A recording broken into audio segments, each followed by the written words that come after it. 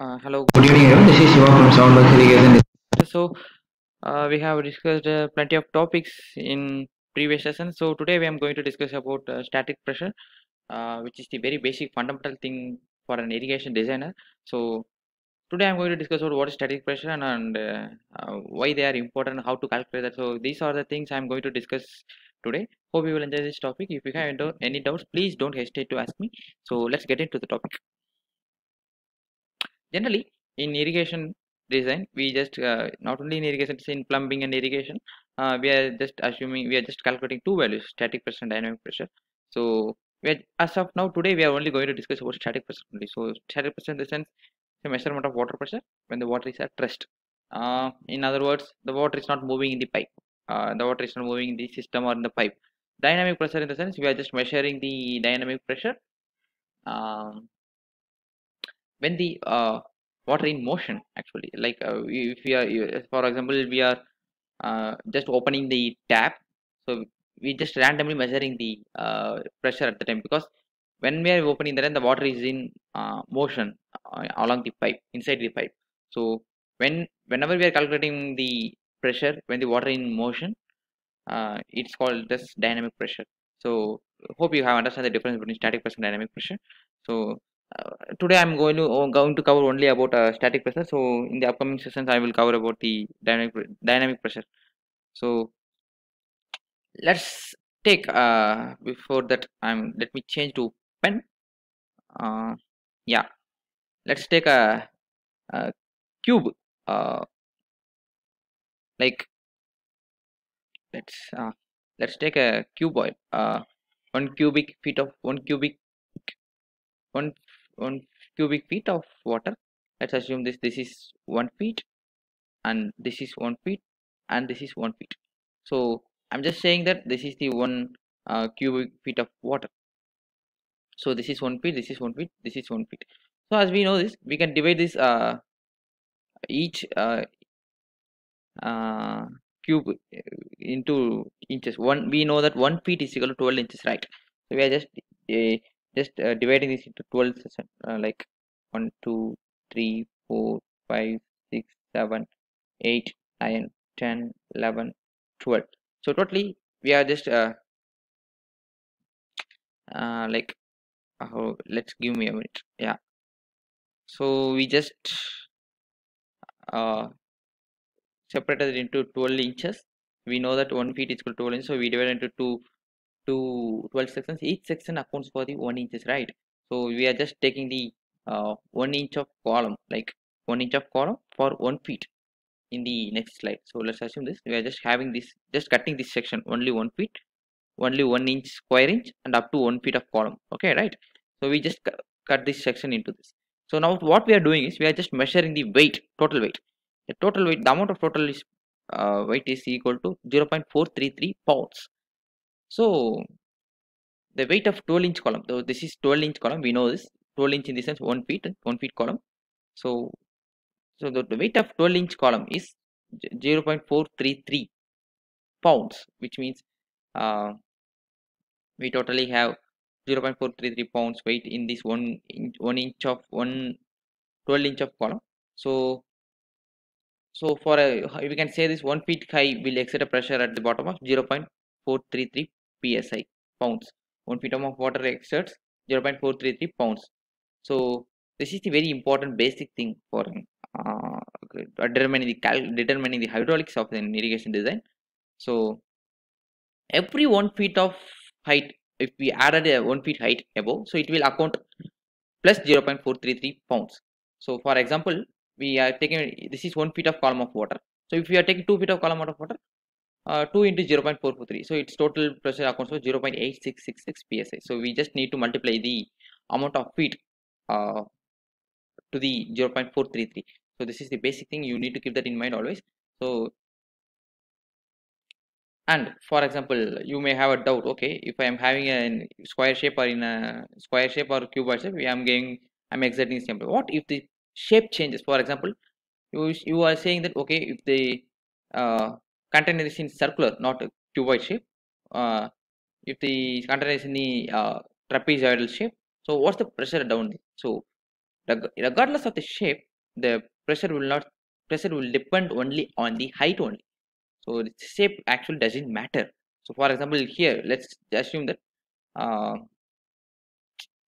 if we are measuring the uh, everything has an height of 1 feet height, right? Okay, so it exerts the same pressure at the bottom, like 0.433 psi, because it only depends on the height, not depends on the shape, or not depends on the any lateral uh, width or length. It only depends on the height only. So regardless of the shape, regardless of the dimension, we only depend on the height only. So all the containers except the same pressure, 0.433 psi at the bottom. So hope you understand this basic concept, because this is very very important to analyze the hydraulics of an irrigation design. So let's say for example, if you are diving at the swimming pool, if you are diving at the lake, we know swimming pool has the less depth, lake has the more depth comparing to the swimming pool. So if we are under 10 feet height in both the lake and swimming pool, we are just going to experience the same pressure because we are just below the 10 feet from the surface. Okay, here also we are just below 10 feet from the surface. If you go deeper and deeper, you will experience more pressure on you. So regardless of the depth, regardless of the you just need to uh, measure how deep you are in the swimming pool or the lake. So in these conditions, you in these conditions we all in 10 feet only, right? So you just need to multiply this 10 into 0.443 0.433.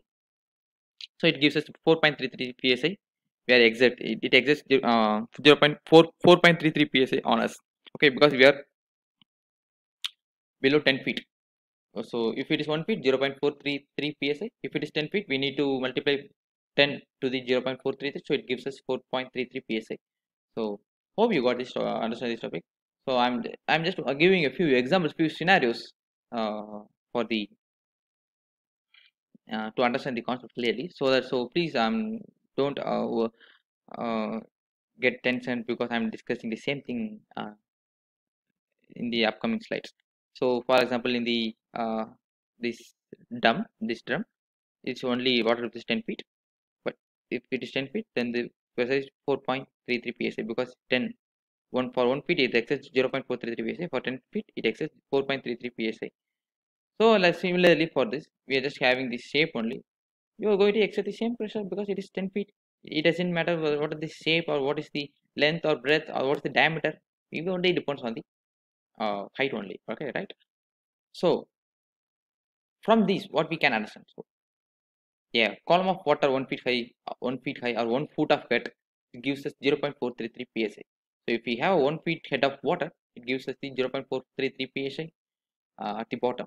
So 1 psi equals the pressure created by the column of water. So if we have 2.3431 feet high of water, it gives us the 1 psi value. For example, 1 psi value is if we have 1 psi at the static pressure, it will give us the 2.33 feet, 2.31 feet of head. So this is the mantra behind this. A column of water 1 feet high creates 0.433 psi. So this is the uh, same point as like the first. So you need to give these 2 points in your mind whenever you are designing irrigation design. So in our land acquisition, it automatically calculates. So we don't need to concern about that. But whenever we are in the field, we need to think about how much pressure. Whenever we are just calculating the pressure manually, we need to think about the elevations or amount of pressure available at the uh, uh, source.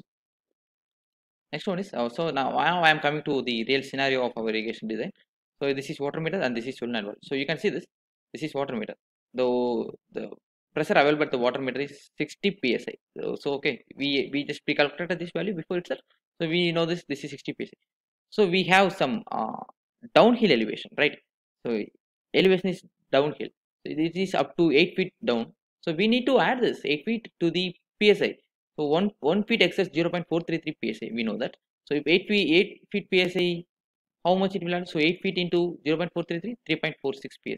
So we need to add this 3.46 psi along with the 60 psi. So 60 psi plus 3.64 psi is equal to 63.46 psi at the solenoid valve. So we need to keep in mind that elevation as well. Whenever we are designing our irrigation design, we need to keep the elevation or slope of the site, so that we can calculate the exact pressure available at the solenoid valve. So okay, so this is very important. For example, in the previous slide I discussed about downhill pressure. For example, this is we have uphill pressure. So we know this, if it is uphill, so we need to subtract that, because we need to push the water. So some water will be lost due to pushing the water. So we need to minus this value. For example, this is 60 psa available at the psa at the water meter. Okay, so keep that in mind. So we have the elevation change of 4 feet. Okay, 40 feet, I'm sorry. We have the elevation change of 40 feet. The picture is not clear here. So 40 feet, we need to uh, minus this 40 feet of pressure. For 40 feet of pressure, it will cost at around 75 psa. We need to minus this from uh, water from the pressure available at the water. 60 psa minus 70 42.68 psa.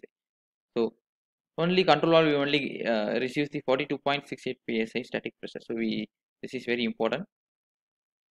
So you may have questions. Okay, is that is pipeline determine changes the static pressure? So obviously pipeline changes the pressure, but it not changes static pressure, it changes dynamic pressure. So I will discuss about that in the next session. So for example, we have an uphill elevation here.